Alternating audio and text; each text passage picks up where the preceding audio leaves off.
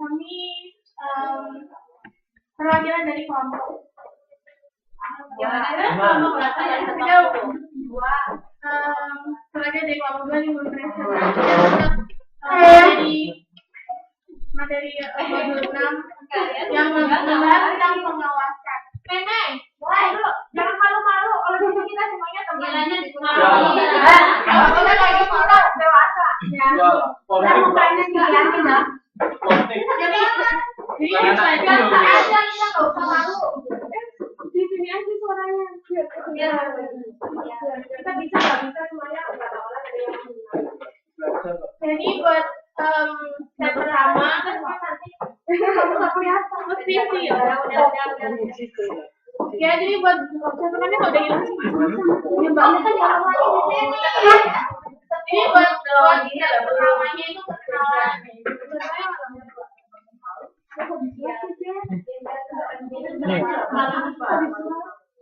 jadi buat yang pertama itu perkenalan ini kita caranya sih waktu 2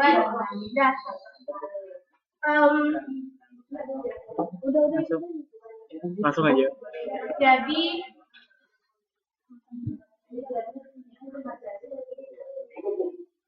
ruang lingkup pengawasan itu banyak ya. Yang pertama itu ada definisi pengawasan. Jadi pengawasan itu definisinya jadi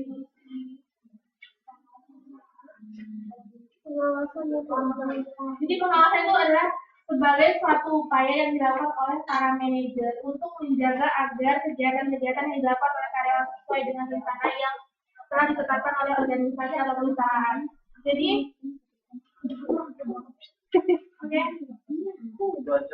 Jadi, ini kan berdasarkan standar ya, terus ada ukur kinerja, terus ada sesuai dengan standar. Nah, kalau standarnya kinerjanya itu sesuai dengan standar, kita itu nggak perlu merubah ya. Jadi kita meneruskan aktivitas organisasi.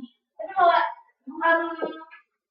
kinerjanya nggak sesuai sama standar, kita harus menyesuaikan dengan standar. Boleh mengubahnya, pokoknya kita pikir gimana sih caranya biar kinerja itu sesuai sama standar organisasi itu tadi. Terus selanjutnya manfaat pengawasan. Terus yang mereka ngomong apa enggak? Nyanyi. Jawab pertanyaan kayak atau mereka jawab pertanyaan ya? Iya kan yang jawab pertanyaan. Terus manfaat pengawasan. Jadi manfaat pengawasan itu adalah memastikan apakah kegiatan berjalan sesuai dengan rencana yang telah ditentukan.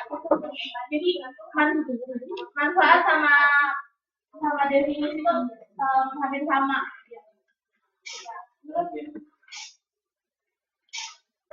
Jenis sama tipe jenis dan tipe pengawasan. Jadi pengawasan itu ada pengawasan pendahuluan sama pengawasan konsuler, terus pengawasan umpan balik sama pengawasan multiple.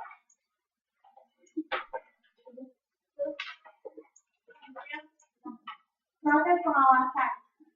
Jadi proses pengawasan itu ada menetapkan standar dan metode pengukuran, melakukan pengukuran kinerja, membandingkan apakah kinerja yang dipakai sesuai dengan standar, melakukan perbaikan-perbaikan yang diperlukan. Terus, selanjutnya fokus pengawasan. Jadi di sini Biasir pada tahun 2001 berpendapat bahwa fokus pengawasan itu ada 4. Ya, yang pertama itu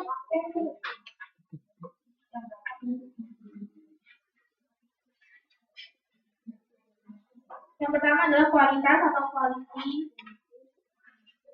Jadi jumlah kualitas atau quality itu maksudnya jumlah produk yang dapat diterima oleh konsumen atau oleh uji kualitas. Misalnya menghasilkan 20 produk yang memenuhi standar. Terus untuk yang kedua adalah ketepatan waktu atau timeline, yaitu kecepatan dan ketepatan dalam memberikan layanan atau jasa kepada konsumen. Misalnya semua sales representatif atau tenaga penjualan menyerahkan laporan penjualan tepat waktu. Terus yang ketiga adalah anggaran atau budget, yaitu jumlah definisi atau penyimpangan dalam penggunaan anggaran, misalnya menggunakan anggaran tidak melebihi jumlah yang ditetapkan. Oke, yang selanjutnya faktor kontingensi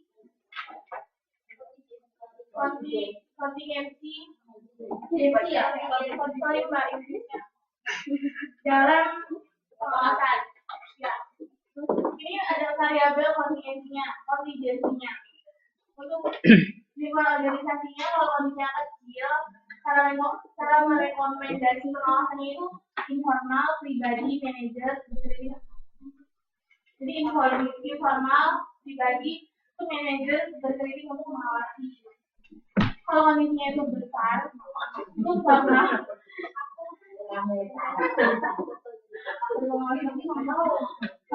terus tidak pribadi, seperti informal itu biasanya menggunakan perluasan dan pengendalian berdasarkan laporan atau peraturan. Kalau misalnya variabelnya variabel kontingensinya positif tingkat, kalau tingkatnya tinggi itu banyak kriterianya. Terus kalau tingkatnya rendah itu sedikit kriterianya. Terus untuk tingkat desentralisasi, kalau tingkat desentralisasinya tinggi itu peningkatan jumlah dan luas itu terkendali. Terus kalau rendah itu pengurangan jumlah kendali. Untuk budaya organisasi terbuka dan mendukung itu informal, pengendalian mandiri. Terus untuk yang mengancam pengendalian formal yang dipaksakan. Terus pentingnya suatu kegiatan tinggi dan yang selanjutnya standar. Itu standar ada yang bersifat nyata, ada juga yang bersifat tidak nyata. Terus selain dua ini kita juga perlu kami itu ada dua standar anggaran sama standar waktu. Yang selanjutnya merancang sistem pengawasan. Itu ada dua, bidang prestasi kunci atau key performance area. Yang kedua, mengidentifikasikan titik pengawasan strategi atau strategi control point. Selanjutnya kegiatan ada dua, jenis dan metode pengawasan.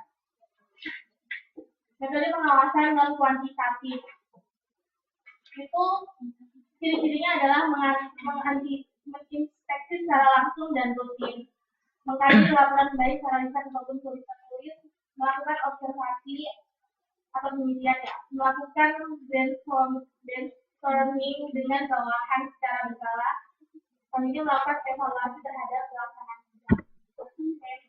Metode pengawasan kuantitatif itu anggaran, audit keuangan, analisis break even, analisis hasil dan lain-lain.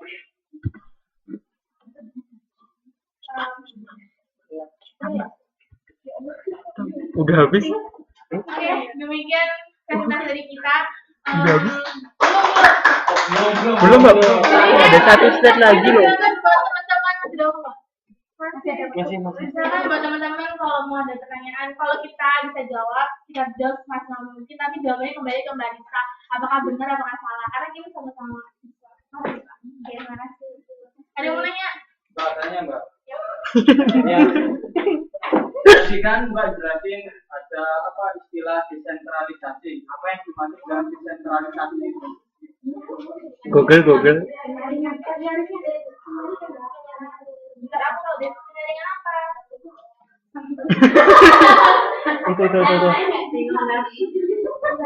Tingkat desentralisasi.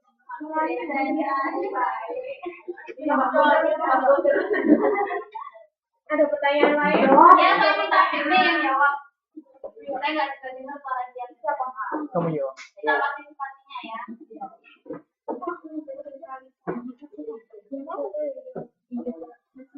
Yang tingkat itu tingkat desentralisasi, maksudnya desentralisasi itu apa, Mbak?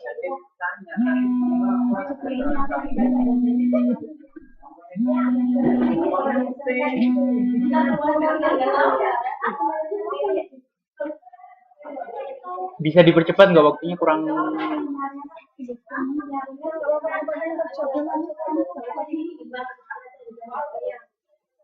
Masih 5 menit.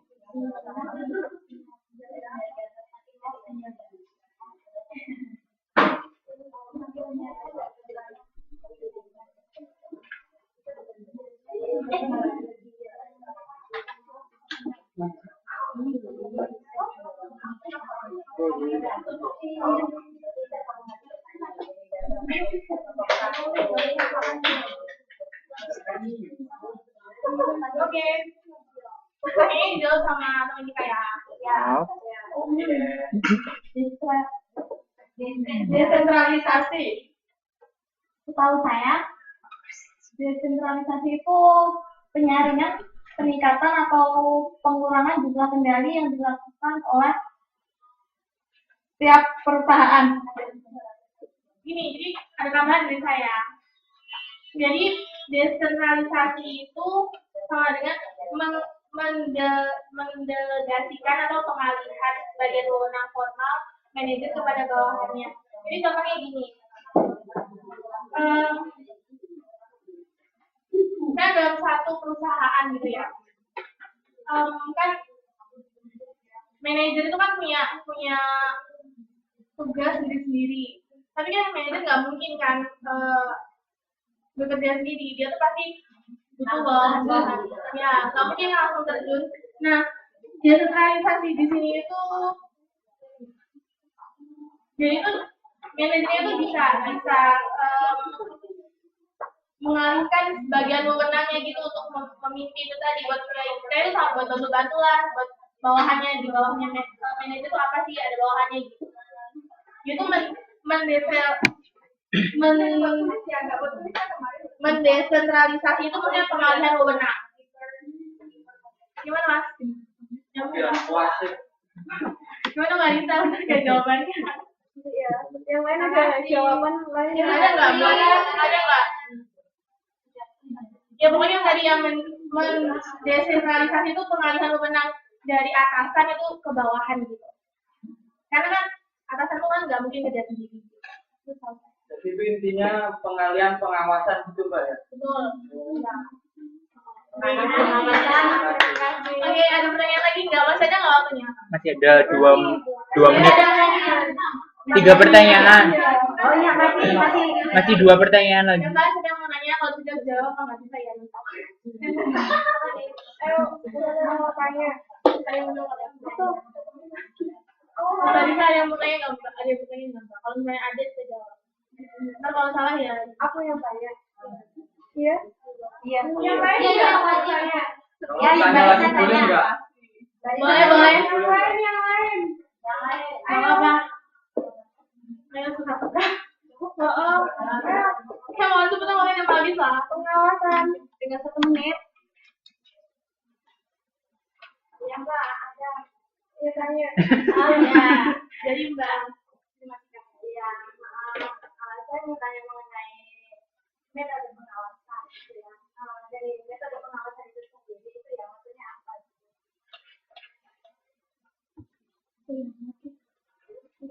Yang jawab Mas. Oh iya. Mbak ya.